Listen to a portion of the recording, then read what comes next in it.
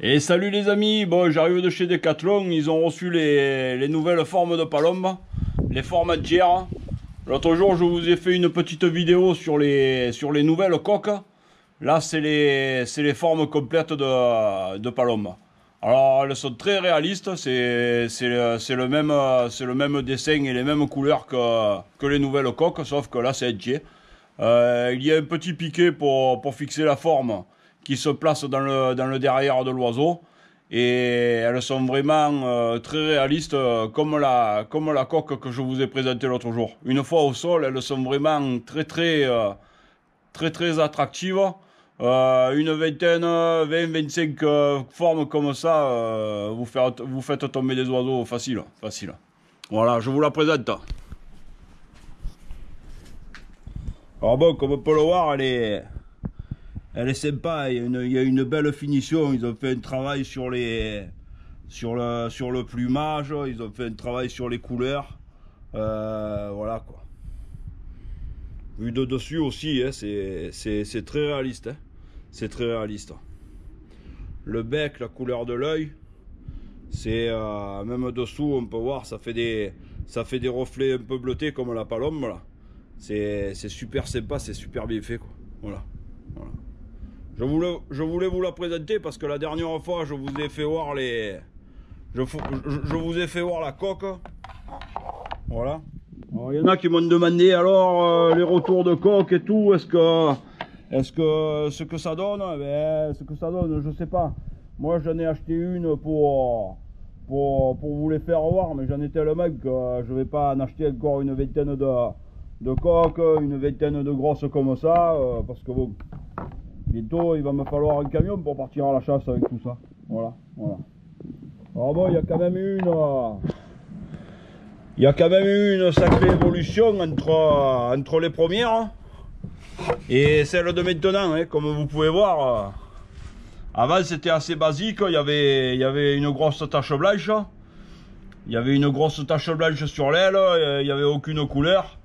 Après ils se sont un peu améliorés, ils ont fait le bec, ils ont fait l'œil orange, ils ont fait des taches un peu plus, un peu mieux, avec un peu de bleuté, un peu de noir sur le bout des ailes. Et ils ont fini comme ça cette année, où l'oiseau on dirait presque que c'est un vivant quoi. Il est très bien fait. Moi je trouve ça très beau. Voilà. Bon les amis, je vais en profiter aussi pour vous faire voir le type de cartouche que je tire pendant mes sessions de chasse. Parce qu'il y en a beaucoup qui me demandent, ouais, qu'est-ce que tu tires comme cartouche, le plomb et le grammage, et pourquoi ci et pourquoi ça. Du coup, je vais vous montrer les trois types de cartouches que je tire le plus.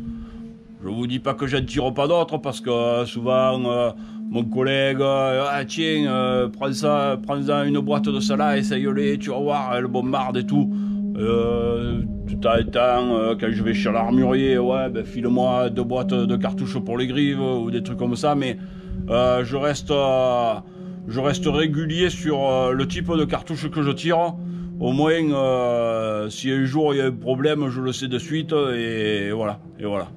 C'est comme ça qu'on est régulier aussi dans ces tirs, en tirant toujours la même munition. À certains gibiers, hein, je vais pas. C'est sûr que si vous tirez du 9 à des palombes, vous en tomberez pas beaucoup, quoi. Hein. Et c'est pareil, si vous tirez du 4 à des grives, ça va être un peu compliqué aussi. Voilà, c'est ça que je voulais vous expliquer. Voilà, bon, allez, on va commencer par les Soloniac, les L136 grammes pigeons. Alors moi c'est plomb de 5 et de 6, pas plus haut, pas plus bas. Ça fait des belles gerbes, ça tient large, et voilà. Alors bon, c'est une cartouche qui est sympa, hein. Il y a un joli culot, voilà, c'est des 12,70. Et quoi dire d'autre, rien. Voilà, moi, ça fait depuis que ça existe que je tire ce type de cartouche, et depuis, ben, j'ai pas changé. Voilà. Ensuite, ça c'est essentiellement palombe, pigeon. Les jours où c'est un peu haut, c'est un peu loin. Moi, j'utilise ce type de cartouche. elles sont assez puissantes et elles sont pas mal. Elles sont pas mal. Après, il y a encore plus costaud que ça, hein, mais c'est pas le même tarif. Voilà. Ensuite, quand je vais aux tourterelles turques, quand je vais aux pigeons, sur des régulations qui sont pas loin ou qui sont à 30 mètres, j'utilise ce type de cartouche. C'est beaucoup moins cher, c'est assez puissant. Pour les grives, c'est super. Pour une tourterelle, c'est super. Pour un pigeon de ville, c'est super. Attention, ça, pour les palombes, c'est limite. À moins que vous les tirez toutes à 15-20 mètres. Voilà. Voilà. Alors bon, c'est une petite cartouche qui est assez sympa et qui est un peu polyvalente pour tout. Hein. Il vous part un faisan ou un perdreau à 20-25 mètres. Avec ça, si vous êtes dedans, il tombe. Hein. Voilà. Voilà. Par contre, bon, c'est pas fait pour chasser des canards un jour de grand vent ou des trucs comme ça. Voilà. Et pour finir, les 28 grammes, c'est des cartouches de trappe. Alors elles se font que en 7,5, c'est dommage. Hein, si elles se faisaient dans un plomb plus petit, ça serait vraiment intéressant au niveau rapport qualité-prix. Ensuite, moi je m'en sers surtout pour des régulations de pigeons de ville.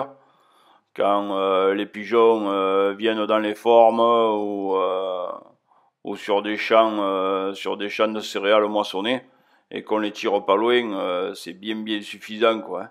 Et puis quand on en tire beaucoup, ça vous coûte pas très cher. Voilà, voilà. Pour de la chasse aussi à la grive au cul levé, si on tire pas très loin, pour des tirs de tourterelles turques entre 20 et 25 mètres, c'est une super petite cartouche quoi. Après, il faut pas vouloir tirer non plus des palombes ou des faisans ou des perdreaux avec, hein. Parce que bon, c'est quand même léger quoi. C'est quand même léger. Voilà, voilà. Pour les T100 à 28 grammes. Voilà. Bon, voilà les amis. C'était petite parenthèse sur les munitions que j'utilise. Je voulais vous dire à bientôt. Merci pour vos commentaires. Merci pour vos abonnements. Ceux qui ne sont pas abonnés, abonnez-vous si ça vous dit. Et je vous dis à la prochaine. Allez, ciao les amis. Merci.